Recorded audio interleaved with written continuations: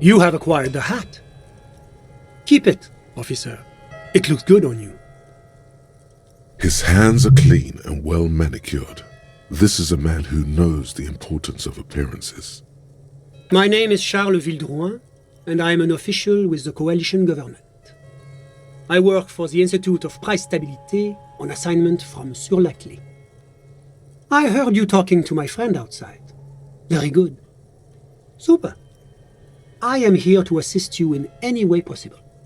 Ask me about the hanging. Hanging? What a drag. He seems like a cultured gentleman. You should ask him about the finer things. Oh, we got it from an atelier in the East Delta Commerce Center. Personally, I think it's a little culturally insensitive, but the material is great. Sadly, the shop is now out of business. That's really all I can tell you about it. The lieutenant takes out his notebook and nods to you to proceed. The coalition is only looking out for the price stability. Inflation is a killer, like a heart disease blocking the normal circulation of the economy. It must be controlled. The economy impacts the entire international community, which is why it requires international oversight.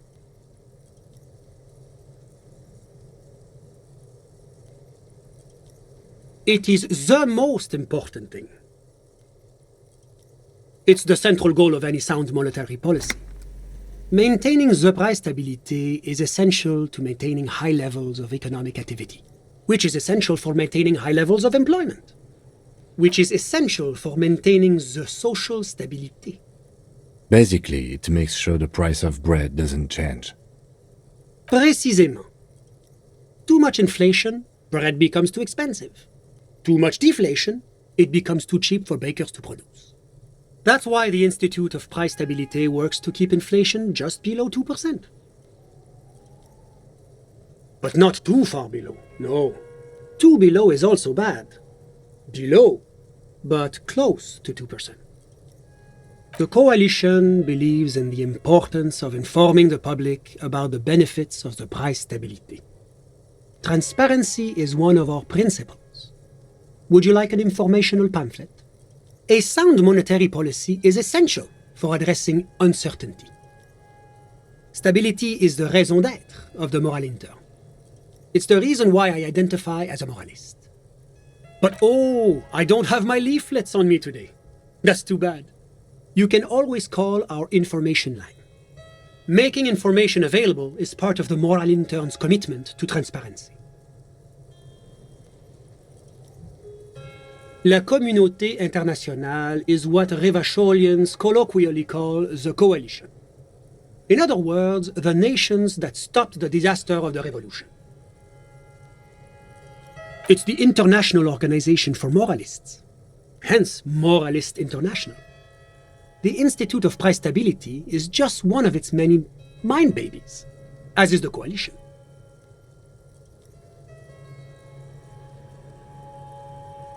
Doing one's job doesn't automatically make one anyone's bitch. Besides, there are more nefarious powers to work for than the moral intern. But of course. Because moralists believe in a normal, stable world governed by democratic values.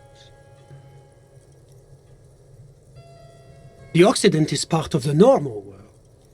Orangnier, Sur-la-Clé. Martinez? No.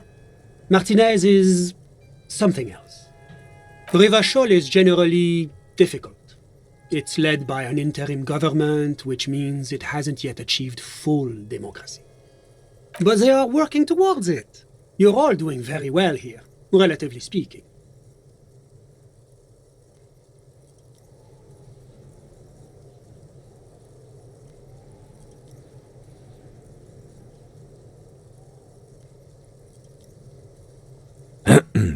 Of course, the detective's personal views do not represent the views of the RCM. Your full autonomy is important, I agree. But it's an ongoing process. Nothing happens overnight. Now, enough of this delightful political interlude. Was there anything else you wanted to ask?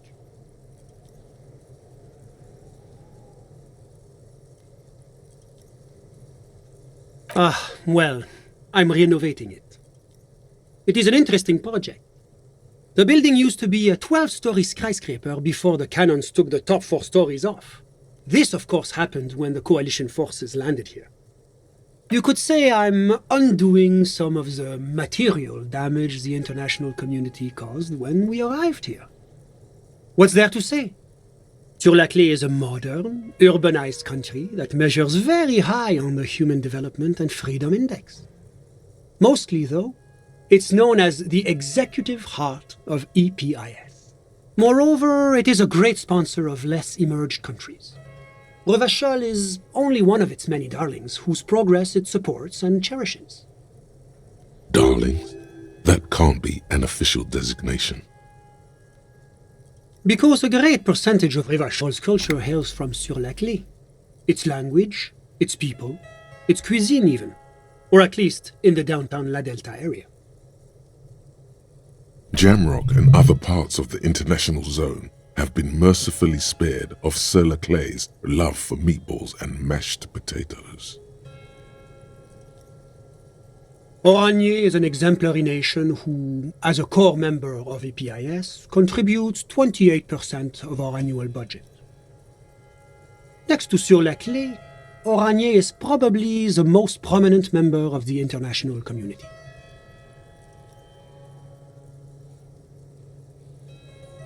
Oranje's economy is one of the most advanced in the world. It has successfully transitioned from heavy industry to advanced services and generally acts as an engine for sustainable change in the international community. But that didn't tell you anything about Oranje. About what? Oh, it's very urban and very well organized. Their streets are clean, their horse cars run on time, the people are polite and efficient. Like I said, they are an example for less emerged nations to follow. Whatever you wish, officer.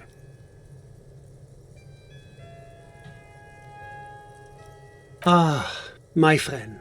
My friend is a good young man.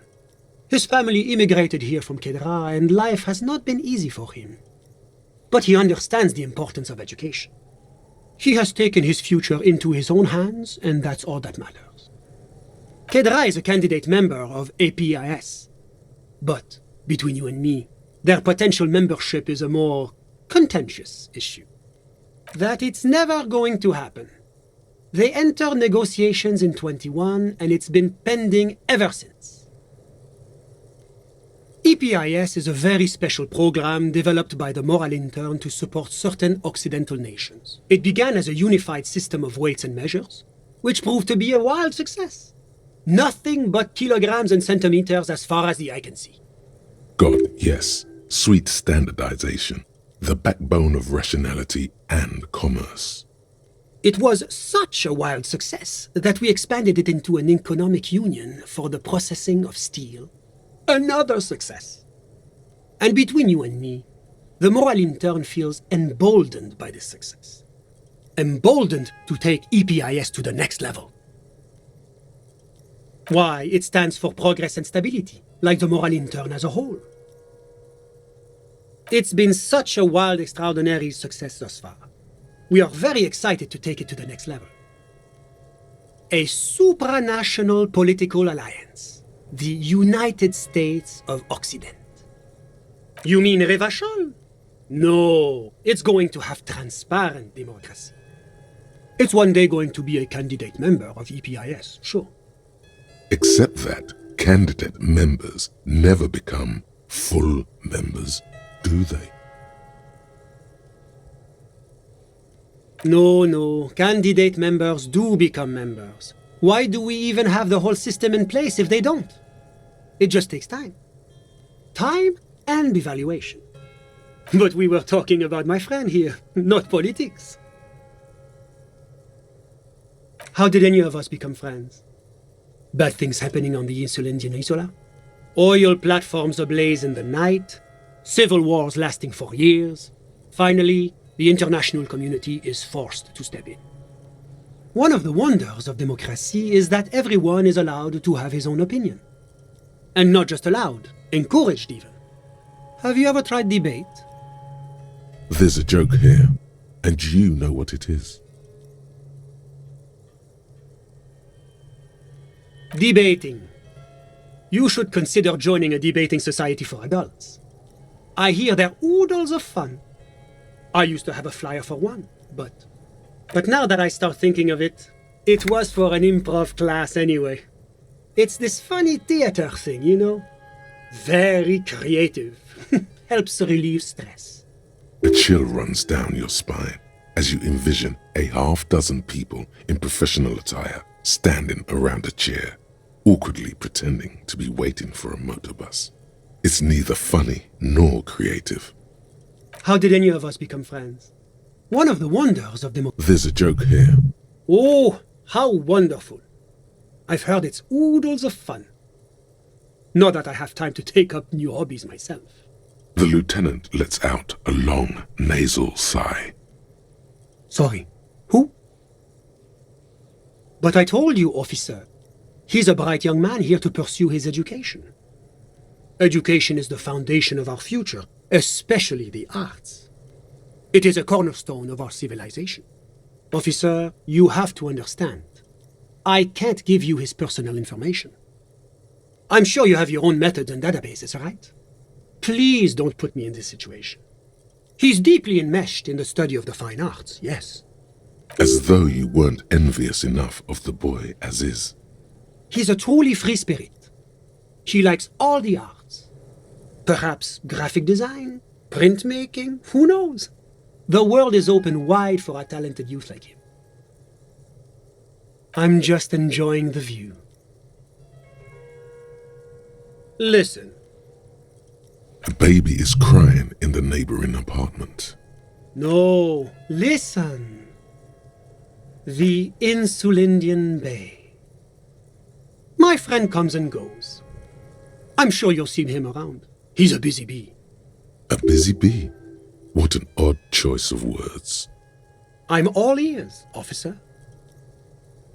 I'm sorry to say I did, officer. Officer, it's very difficult to describe what I saw that night. It was so surreal to me, like in a play.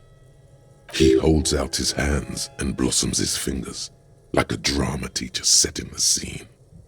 What do you mean, like in a play? It was just so strange. I could barely comprehend what was happening. I was on the balcony when it happened, getting some fresh air. I remember that first they came in, carrying what looked like a body. And then I saw all the surrounding windows go dead, one by one. That's when I understood. I should not be seeing this. Sounds like the victim was unconscious, or at least incapacitated. Well done, detective. I couldn't tell you exactly. Less than 10. Maybe 8? The lieutenant sends you a sharp look at the mention of that number. I went back inside. Were you able to see anything from inside? Officer, the yard was pitch black.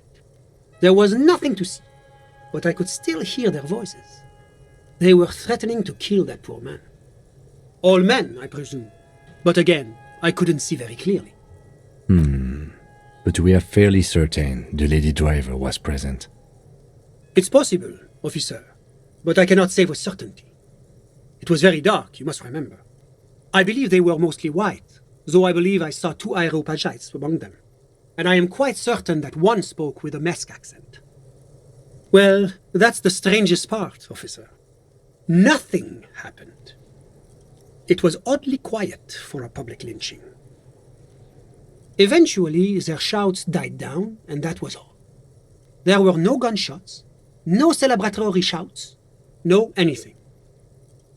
I'm afraid I don't have anything else to add. About what time was all this happening, approximately? All I can say is that it was late. My watch. Yes, now I remember. It was 30 minutes past midnight, give or take. No, I didn't see the corpse until the following day. Of course, anything I can do to assist the RCM. A moment, officer. Do you have everything you need from me? I'm afraid we won't have the chance to speak again once you leave. It's against diplomatic best practices for an official in my position to be discussing murders with local militiamen. And I'm pressed for time. After you leave, I should be leaving as well. That's not the real reason he's so apprehensive. Men in his position shouldn't be seen loitering around in underprivileged young men's apartments in the middle of the night. Sure, go ahead. It's a beautiful space. Let me know if you have any further questions.